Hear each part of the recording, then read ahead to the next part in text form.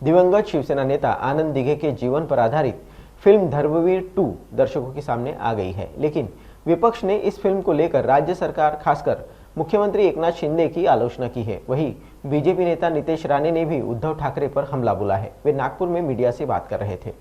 मला काय, मी धर्मवीर 2 हा चित्रपट आता बाहेर आलेला आहे। चित्रपट अजूनपर्यंत पाहिलेला नाही, पण लवकरच पाहणार आहे।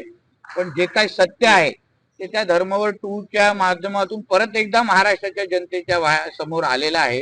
ज्या पद्धतीने घाणेरडं राजकारण उद्धव ठाकरे आणि त्याची टोळी वर्षानुवर्ष शिवसेनेमध्ये करत होती, त्याचं कुठे तरी वस्त्रहरण धर्मवीर 2 मध्ये झालेलं असं मी ऐकतोय।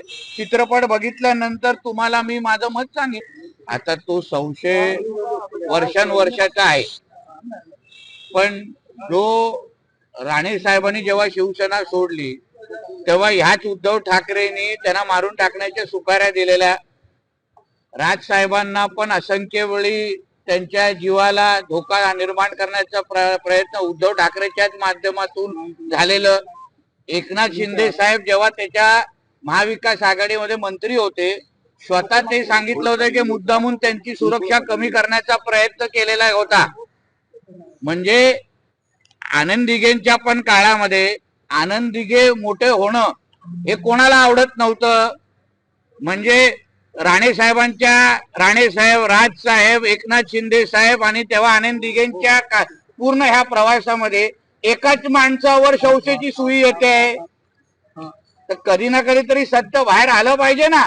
आपल्या राजकीय पक्षांतर्गत विरोधकांना मारून टाकण्याची प्रवृत्ती ही कोणामध्ये आहे? 4 घटना मी तुम्हाला सांगितलेल्या आहे, म्हणून समझदारों को इशारा काफी है। उद्धव ठाकरे दबावात आहे असं भास्कर जाधव म्हटले। सर उद्धव ठाकरे दबावात आहे।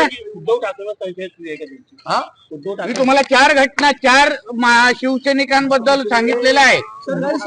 हे सगळ्या लोकांनी आपल्या आपल्या पद्धतीने बोललेले आहेत। राणे साहेबांनी ते सांगितलंय, एकनाथ शिंदे साहेबांनीही ते सांगितलेलं आहे। आणि धर्मवीर 2 पहिल्या पिक्चरच्या क्लायमॅक्स मधून उद्धव ठाकरे शेवटच्या का उठून गेले?